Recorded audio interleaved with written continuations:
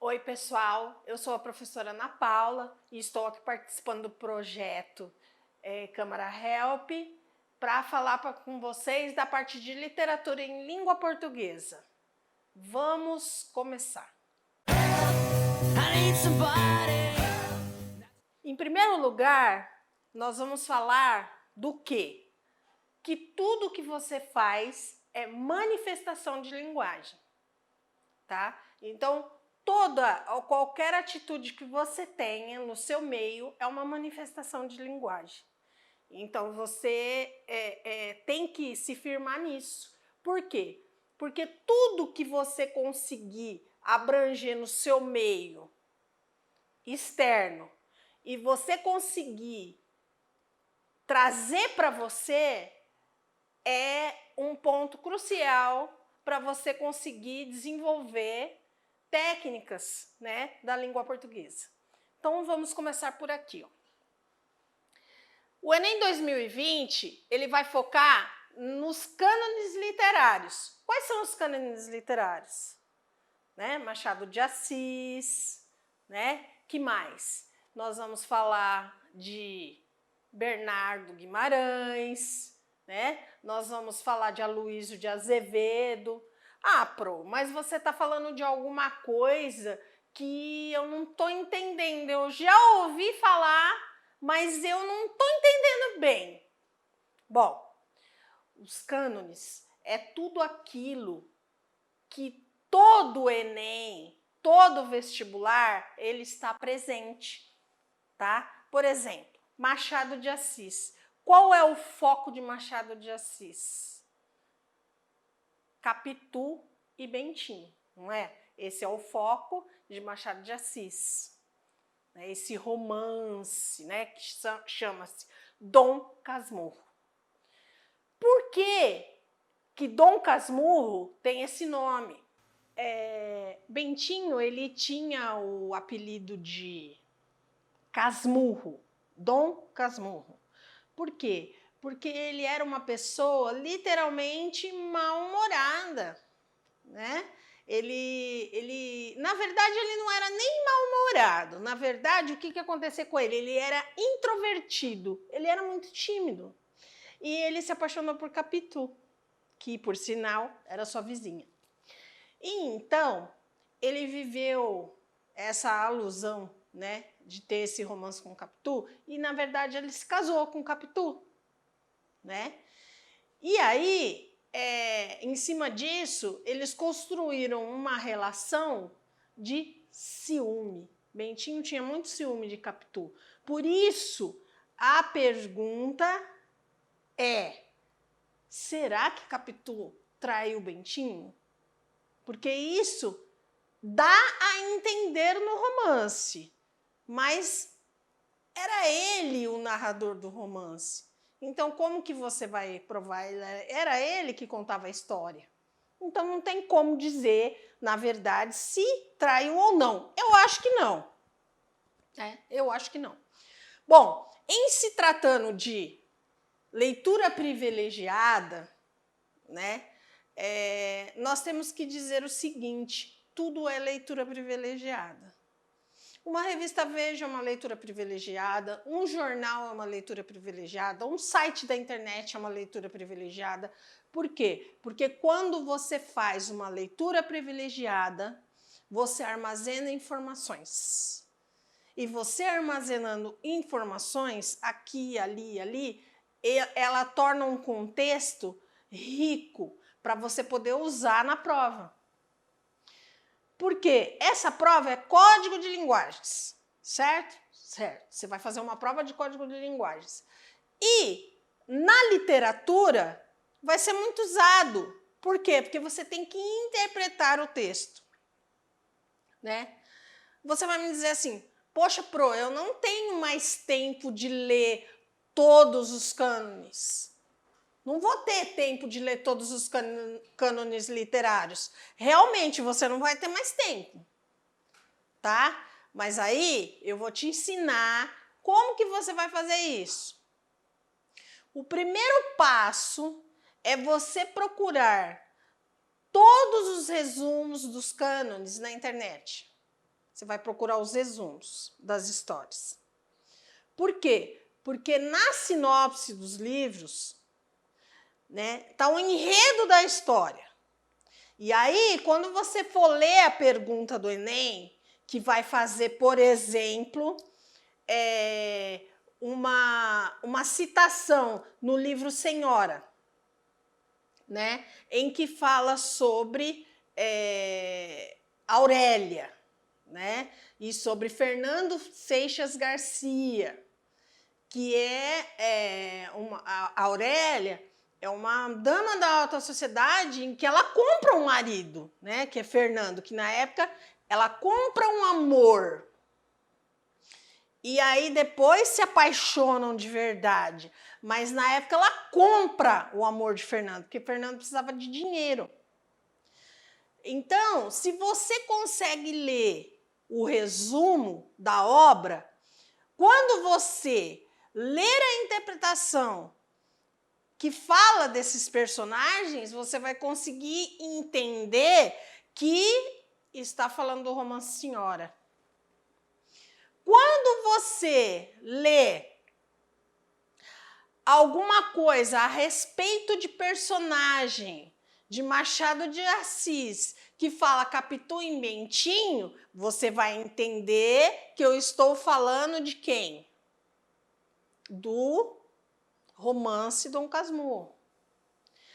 Quando você lê um resumo que fala da obra de O Seminarista, que fala sobre Eugênio e Margarida, né? Que Margarida era uma moça pobre e que Eugênio era um moço rico que se apaixona pela moça pobre e que os pais não querem um casamento e que os pais o levam a pensar que Margarida tinha morrido e então Eugênio vai para o convento, para o seminário se tornar padre, né? E há um desfecho trágico nessa história.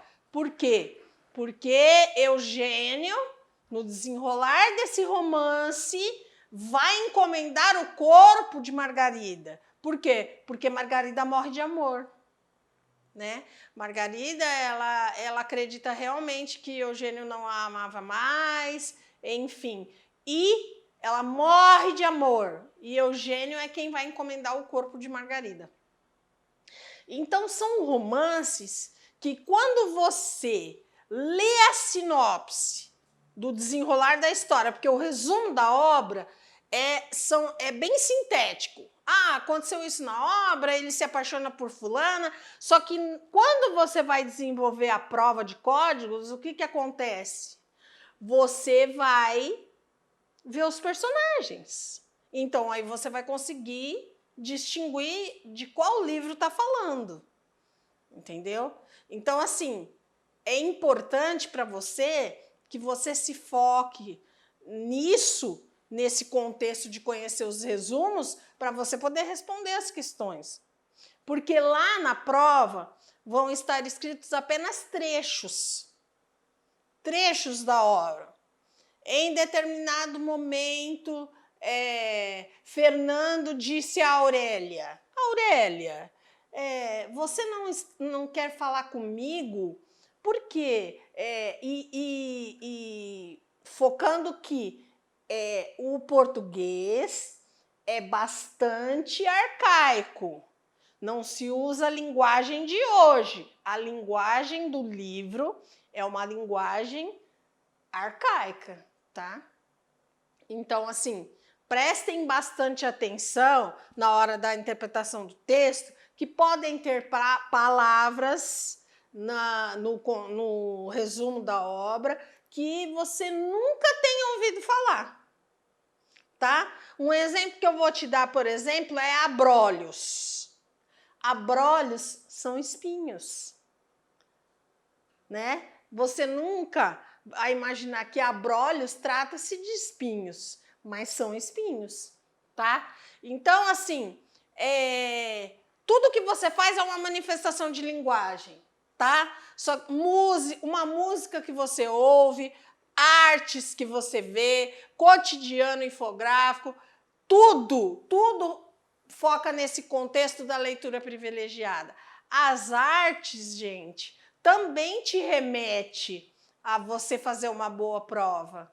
Porque quando você conhece toda a arte desse universo antigo, é claro que você vai fazer alusão numa coisa na outra, você vai ligar uma coisa na outra, entendeu? É claro que nós vamos falar da Semana de Arte Moderna, nós vamos falar de Anita Malfatti, nós vamos falar de Tarsila do Amaral, e nós vamos falar de outros também, né? Mas, em cima disso, como os romances são pesados, porque são romances longos, né?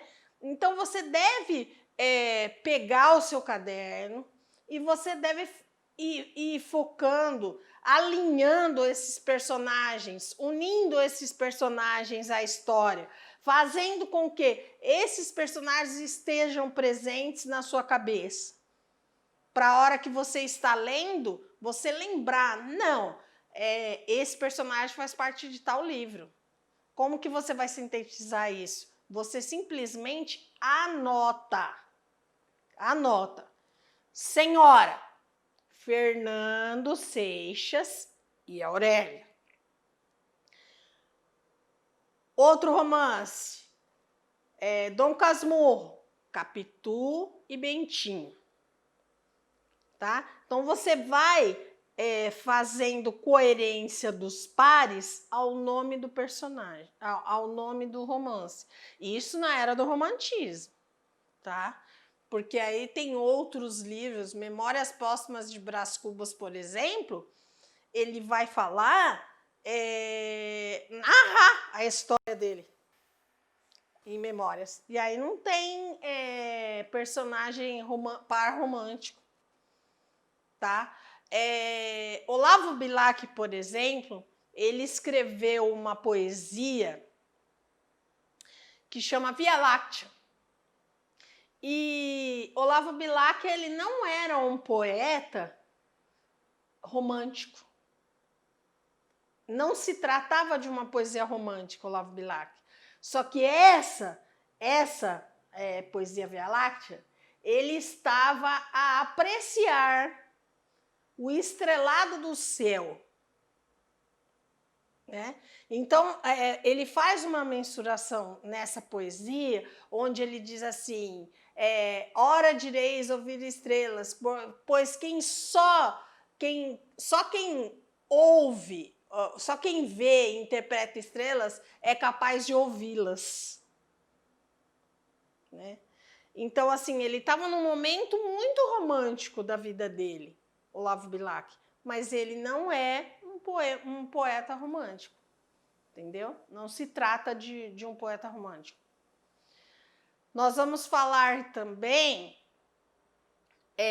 dentro desse contexto de leitura, foca na leitura para o Enem, de Clarice Lispector, de Oswaldo de Andrade.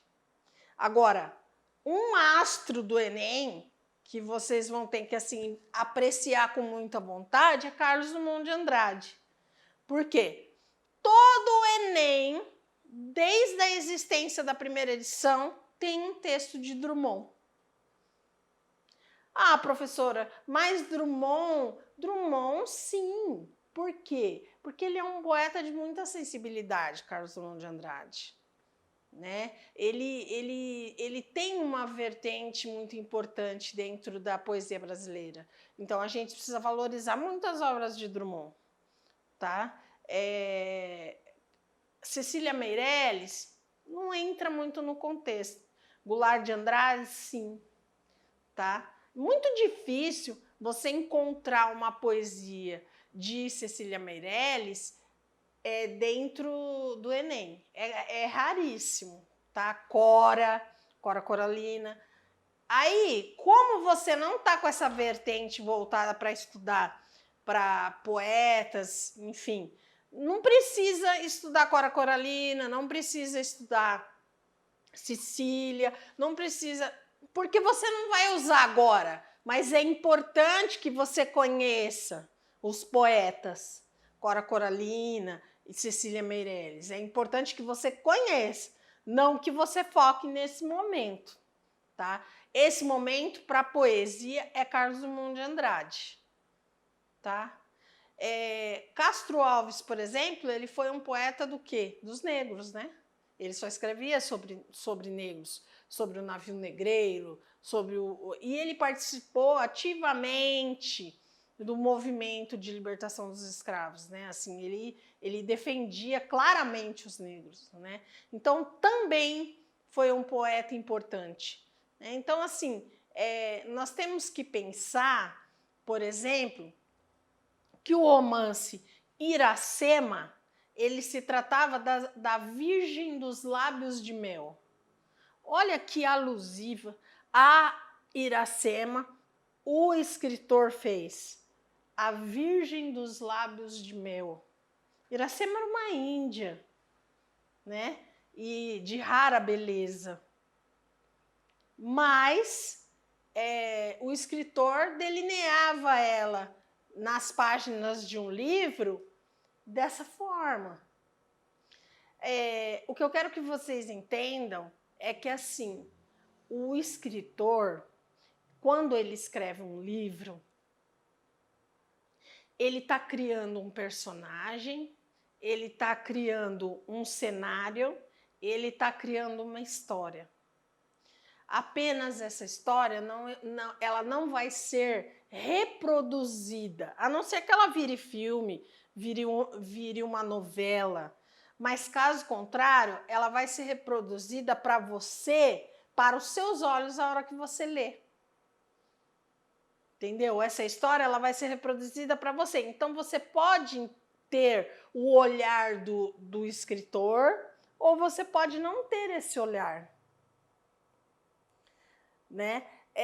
Quando eu comecei a ler, eu comecei a entender, por exemplo, que você devaneia dentro de um livro. Como que você tem devaneios dentro de um livro? Ora, você começa a conhecer os personagens do livro e você começa a entrar na mente do escritor, de quem escreveu aquele livro, e falar assim, nossa, mas por que ele pensa a esse respeito desse personagem? Você é tudo fictício, a não ser que seja baseado em fatos reais, mas você começa a ter aquela divagação daquele personagem. Uma vez eu li um livro que se chama Se Houver Amanhã, Sidney Sheldon, é um escritor americano. Só que eu me envolvi tanto com o personagem, porque primeiro que o personagem, Tracy, ela sofria demais. Era um personagem que sofria muito, porque ela foi acusada injustamente, ela foi enganada por um homem que ela se apaixonou, enfim, o Sidney Sheldon, ele tem esse poder de te envolver nas histórias dele. Né, o Expresso Oriente, vários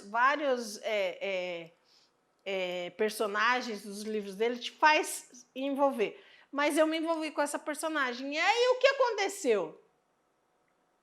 Eu fiquei com raiva dela. Por quê? Porque ela construiu todo um plano de vingança para todo mundo que prejudicou ela no desenrolar da leitura. Então você ficava assim, nossa, mas por que você está fazendo isso? Não pode fazer isso com os personagens. Por que você está se vingando? Você tinha uma outra forma de... Sabe?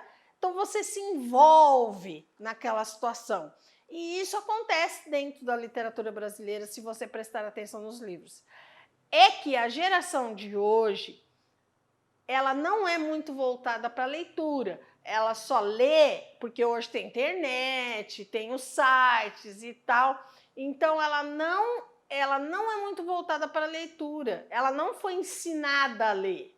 Então, mas se você foca na leitura nesse momento agora que você está estudando para o Enem, você começa a pegar gosto pela leitura. Você começa a gostar dos personagens, gostar do que o autor está querendo te passar, né? Gostar daquilo que você está entendendo. Gostar daquilo que vai te trazer, porque um livro, ele é muito diferente de uma televisão. Porque na televisão você está vendo o personagem, você está vendo o que ele está fazendo. Agora, no livro, não. No livro você imagina. Então, você está vendo, por exemplo, Iracema, a virgem dos lábios de mel. Então, você imagina que ela tem os lábios doces. Você imagina que ela tem os lábios pequenos, bem delineados, né? Você imagina que ela é uma índia, mas que ela é virgem. Você imagina que ela tem os cabelos negros como ébano e compridos, né? Ela é uma índia. Então você desenha aquela imagem da Índia para você. Ela é assim? Não sei. Na cabeça do escritor, sim. Mas será? Não será? Quando você delineia um personagem, né, você consegue desenhar na sua mente o que ele significa para você, não o que o autor está passando. Né? É isso que você tem que colocar na sua mente, tá?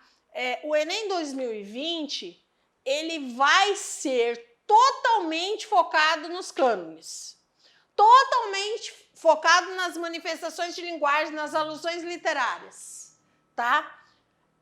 Se você não tiver essa leitura privilegiada, das quais eu falei, da música, da arte, do cotidiano, você não vai conseguir interpretar as questões. Então, começa daí. Você começa a ter um olhar diferenciado para aquilo que você está lendo. Você começa a ter um olhar diferenciado para aquilo que você está vendo, para aquilo que você está ouvindo, para aquilo que você procura na internet, né? É claro que você, quando você está estudando, principalmente literatura brasileira, você tem que ter um respiro, né? Porque você não está acostumado, você não foi desenvolvido para ter esse tipo de leitura. Então, é claro que você pode ver algumas charges, algumas coisas, mas você tem que ter o foco nisso, se é isso que você quer pontear nessa prova de códigos de linguagens. Uma coisa muito importante que eu tenho que focar para vocês é corte de jornais, por exemplo, a Mafalda, né, que tem os quadrinhos, né? Tem muita vez, Ziraldo, Mafalda, cai sempre umas tirinhas no vestibular. Quem não conhece, procura, por exemplo, na internet a Mafalda para ver as tirinhas, para conhecer o personagem da Mafalda, como ela é crítica. Porque aí você vai conseguir também decifrar na hora que você está fazendo a prova o que ela está querendo te dizer. Né? Milor Fernandes também tem umas tirinhas, sempre faz essas tirinhas alusivas para colocar no vestibular, tá? Não só no Enem, né? É claro que a aula é voltada para o Enem, mas você vai fazer outros vestibulares também e que vai usar esse conteúdo para outros vestibulares, né? Tem faculdades, por exemplo, que eles têm uma gama de livros aí que você está utilizando agora para o Enem e vai servir como vertente para você fazer essa prova, entendeu? Então, assim, olha para você, olha no conteúdo que você tem, olha na estratégia que você está usando. Se até agora você não conseguiu guardar muita coisa, renova, tá? Volta para trás naquilo que você ainda não tem conhecimento, procura organizar, procura colocar em primórdios os cânones, aí os livros seguintes, tá? Para você conseguir fazer uma boa prova. Conhecimento nunca é demais. O que você precisa é adquirir conhecimento e adquirir um conhecimento das fases literárias, dos conteúdos literários, mais dos cânones literários, que isso aí vai te fazer muita falta, ok? Eu espero que vocês tenham gostado dessa aula introdutória, que eu tô falando dos cânones, do Enem, do foco na leitura, das manifestações de linguagem. E aí, num segundo momento agora, nós vamos falar do modernismo em si, né? E eu espero que vocês tenham gostado.